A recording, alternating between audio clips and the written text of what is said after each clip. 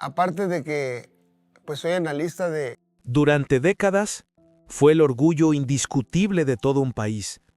En cada golpe, en cada victoria, en cada lágrima del himno nacional, estaba el puño de un hombre llamado Julio César Chávez. Invencible, imbatible, ídolo de multitudes. Su nombre era sinónimo de gloria, coraje y leyenda. Pero detrás de los aplausos había algo más, algo que nadie quería ver, algo que él mismo, durante años, se negó a reconocer. A los 63 años, cuando ya no queda nada que demostrar en el cuadrilátero, Julio finalmente rompió el silencio. Y lo que dijo nos dejó helados. No era sobre una pelea, no era sobre un cinturón, era sobre él, sobre el vacío, sobre las noches interminables y sobre el daño que, aunque nadie se atreviera a decirlo en voz alta, él sabía que había causado. Una cinta de video olvidada, una conversación con su hijo entre lágrimas, una frase escrita en la parte trasera de una foto familiar. Perdóname por no estar ahí. ¿Por qué tardó tanto en confesarlo? ¿Qué secreto lo ha atormentado durante más de 3 décadas? ¿Y por qué ahora? Esta noche, abriremos esa caja que él mismo cerró con llave. Y la verdad, podría cambiarlo todo. Antes de que el mundo lo aclamara como el mejor boxeador mexicano de todos los tiempos, Julio César Chávez era solo un niño con hambre. Hambre literal, hambre de pan, hambre de futuro, hambre de dignidad. Nació el 12 de julio de 1962 en Ciudad Obregón, Sonora, pero su infancia transcurrió entre los paisajes áridos de Culiacán, Sinaloa, en una pobreza tan extrema que resulta difícil de imaginar hoy. Su familia, padre ferroviario, madre abnegada y 9 hermanos, vivía dentro de un vagón de tren abandonado, sin agua corriente, sin cama, sin techo digno. Dormía en el suelo, se tapaba con lo que encontraba. A veces comía, a veces no. Lo único que lo mantenía en pie era una imagen repetida en su mente, el rostro de su madre, trabajando sin descanso, aguantando humillaciones, y fue por ella, solo por ella, que juró que algún día saldría de allí. Pero en los barrios bajos de Sinaloa, salir adelante no es una promesa, es una pelea diaria. Y para Julio, la primera pelea real de su vida no fue en un ring, sino en la escuela. Lo golpeaban por ser pobre, lo señalaban, lo llamaban el del vagón. No lo invitaban a juegos, no lo tomaban en cuenta. Entonces entendió que tenía que hacerse respetar, a golpes. A los 16 años, comenzó a entrenar boxeo de forma clandestina. Robaba tiempo entre trabajos, evitaba a su padre, que quería que fuera un hombre de bien, no un golpeador callejero, y se colaba en gimnasios sudorosos donde aprendió a moverse, a esquivar, a golpear, pero sobre todo, a resistir. En ese tiempo, Julio vivía en silencio una tristeza profunda.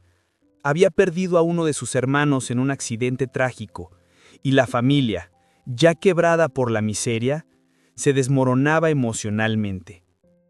El boxeo se volvió su escape, su consuelo, su manera de gritar sin palabras.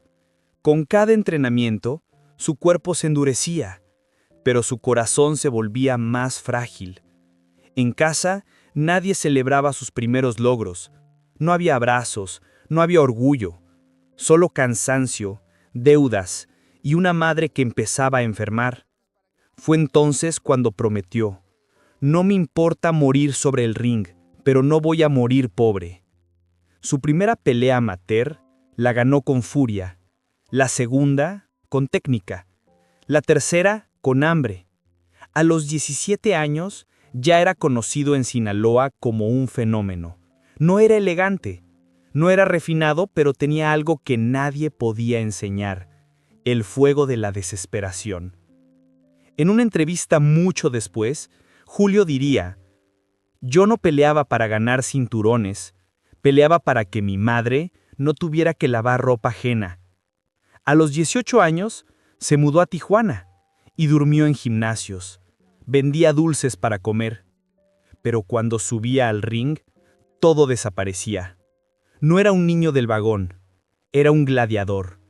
Era invencible, y muy pronto alguien en Televisa se fijó en él. Ahí comenzó el ascenso.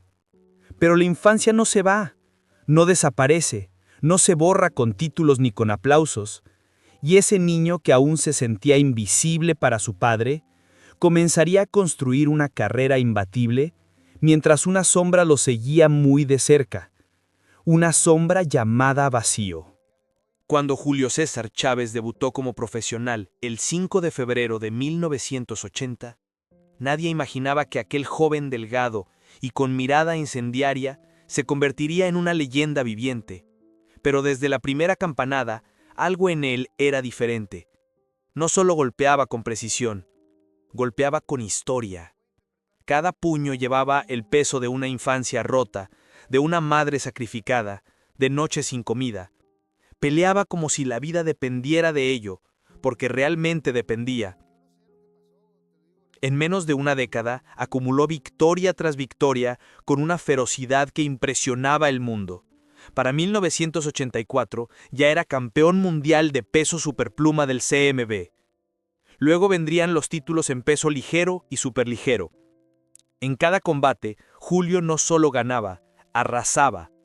Se convirtió en un fenómeno nacional, llenando estadios, siendo portada de revistas y, sobre todo, el orgullo de millones de mexicanos que veían en él el reflejo de su propia lucha.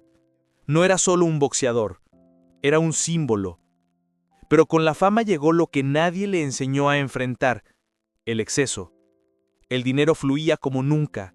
Las mujeres, las fiestas, los lujos, todo lo que antes era imposible, ahora estaba a su alcance. Y Julio, aún con alma de niño pobre, no supo poner límites. Se rodeó de aduladores, de empresarios dudosos, de amigos de una sola noche. Cada victoria lo hacía más fuerte en el ring y más vulnerable por dentro. En 1990 llegó lo que muchos consideran el punto más alto de su carrera, la histórica pelea contra Meldrick Taylor. Durante 11 rounds, Taylor dominó, pero en los segundos finales, Julio conectó un golpe brutal que cambió todo. El árbitro paró la pelea a las 2:58 del último asalto. Chávez ganó. México estalló, y el mundo confirmó lo que ya sospechaba: era invencible. Pero en primado, la realidad era otra. Julio comenzó a consumir cocaína de manera ocasional, para bajar la presión, según él. Después, para dormir. Luego, para despertar.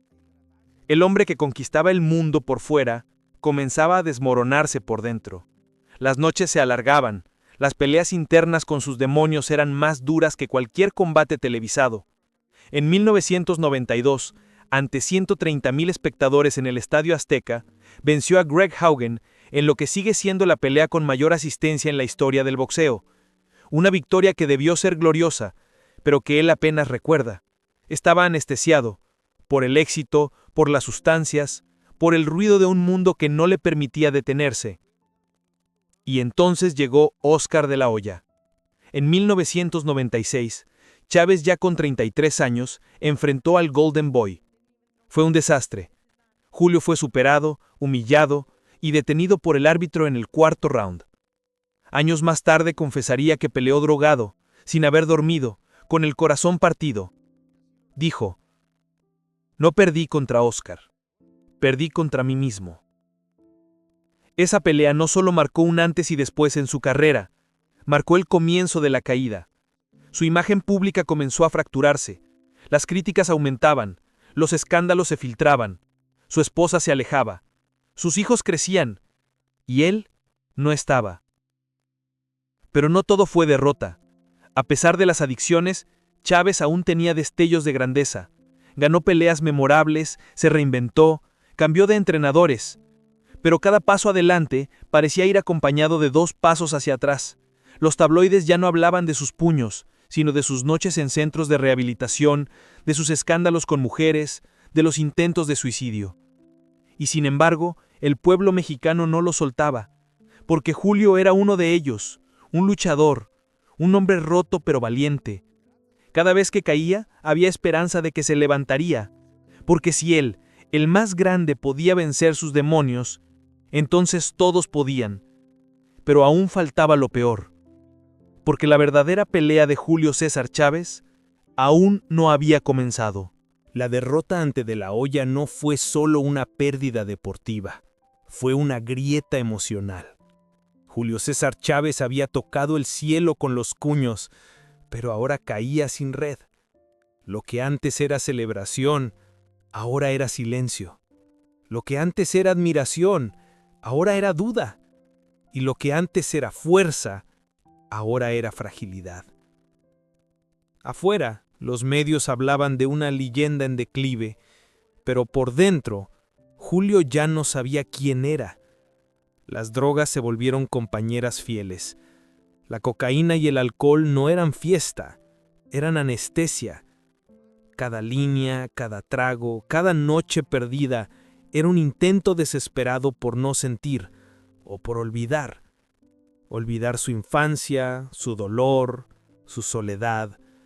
Olvidar que sus hijos crecían sin él, que su esposa dormía en otra habitación, que su nombre, alguna vez sagrado, ahora estaba manchado. Hubo días en los que no se bañaba, no comía, no hablaba, solo consumía y lloraba, a escondidas, en la oscuridad, en hoteles caros donde nadie preguntaba nada. Un día, intentó quitarse la vida. Cerró las cortinas, apagó el teléfono y escribió una nota. Perdón, ya no puedo más. Pero su hija, de solo 11 años, tocó la puerta en ese instante. Su voz lo salvó. Esa noche no murió, pero tampoco vivió. Los rumores crecían, que golpeaba paredes, que desaparecía durante días, que tenía deudas millonarias con capos del narcotráfico, que su familia temía por su seguridad. Y lo peor, que sus propios hijos comenzaban a repetir sus errores. Julio Jr. y Omar, también boxeadores, se hundían en fiestas, alcohol, excesos, como si el dolor fuera hereditario. En una entrevista posterior, Julio confesó entre lágrimas: el éxito me quitó la humildad y la droga me quitó el alma. Pero no todo fue oscuridad.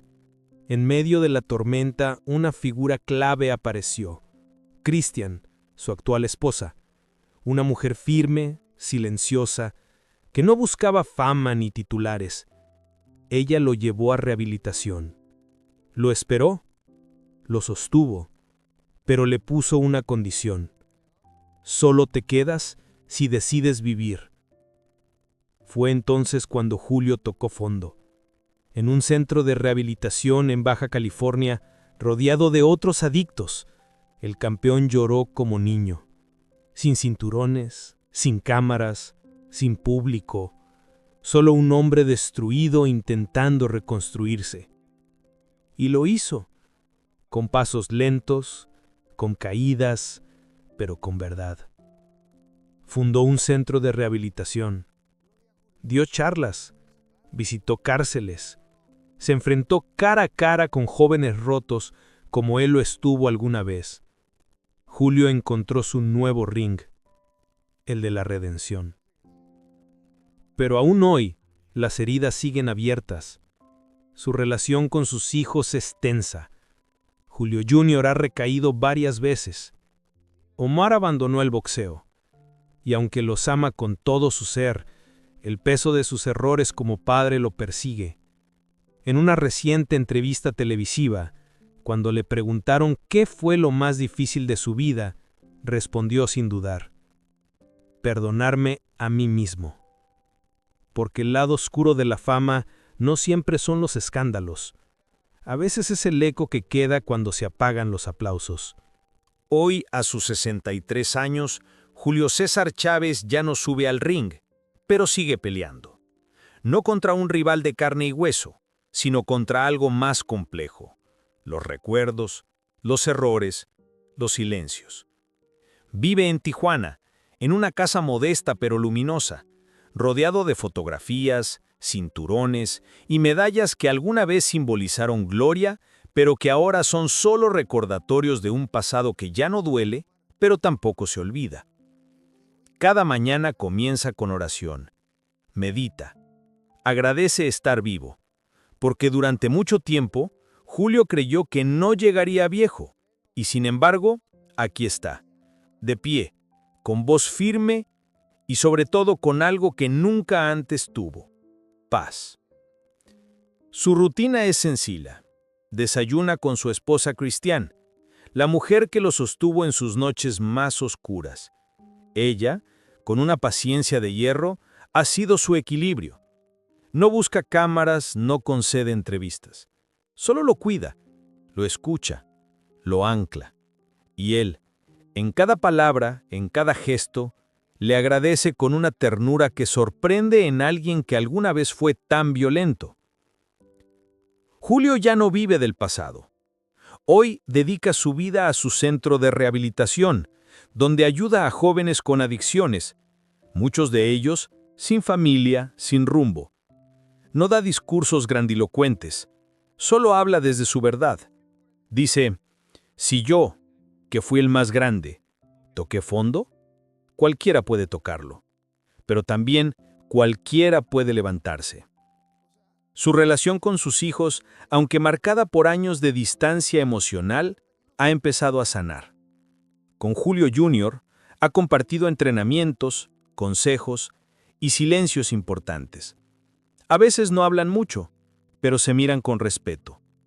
Con Omar, el vínculo es más afectuoso, casi maternal. Aunque el pasado duele, Julio intenta construir un presente distinto, menos exigente, más humano. En 2021, protagonizó una pelea de exhibición simbólica frente a Héctor Camacho Jr., hijo del legendario Macho Camacho. No lo hizo por dinero, lo hizo por cerrar ciclos, por rendir homenaje, por demostrar que la fuerza verdadera no está en el puño, sino en el perdón. Y aunque el mundo del boxeo lo sigue llamando la leyenda, él prefiere otro título: sobreviviente. Su nieto, hijo de Julio Jr., comienza a mostrar interés por los guantes, y aunque muchos lo empujan a seguir el legado, Julio repite: solo si le nace del corazón, porque el boxeo no es un camino, es una guerra. Hoy, cuando cae la tarde, Julio se siente en el porche, en silencio, y observa el horizonte de Tijuana. No busca aplausos, no extraña la fama, solo quiere estar ahí, como un hombre que lo tuvo todo, lo perdió todo, y aún así aprendió a vivir. La historia de Julio César Chávez no es solo la de un campeón del boxeo, es la de un niño que nació sin nada y conquistó el mundo a base de golpes, de coraje y de heridas. Es también la historia de un hombre que cuando lo tenía todo, se sintió más vacío que nunca. Y es, finalmente, la historia de alguien que, tras perderse en la oscuridad, tuvo el valor de mirarse al espejo y empezar de nuevo. Porque la gloria deslumbra, pero no cura. Porque los aplausos callan, pero no sanan. Y porque la fama, por más brillante que parezca, no reemplaza el amor de un hijo, el abrazo de una madre o la paz de una conciencia tranquila. Julio no busca excusas, no quiere reescribir su pasado. Solo desea que su historia sirva para algo más grande, para mostrar que incluso los ídolos sangran, caen, lloran, y que sí, también pueden levantarse. Su voz, ahora pausada pero firme, es un faro para muchos, no solo en el boxeo, sino en la vida, porque su mayor pelea no fue contra Taylor ni contra De La Hoya, fue contra sí mismo, y esa la está ganando. Quizás la pregunta no sea cómo logró vencer a 107 rivales, sino cómo logró perdonarse, cómo sigue de pie, cómo aprendió a amar, no con los puños, sino con el alma. ¿Y tú, que has escuchado esta historia? ¿Cuál es tu pelea más difícil? ¿Estás listo para enfrentarla? Porque si Julio pudo hacerlo, tal vez tú también puedas. Y en ese caso, hoy no solo recordamos al campeón, sino al hombre que renació del silencio,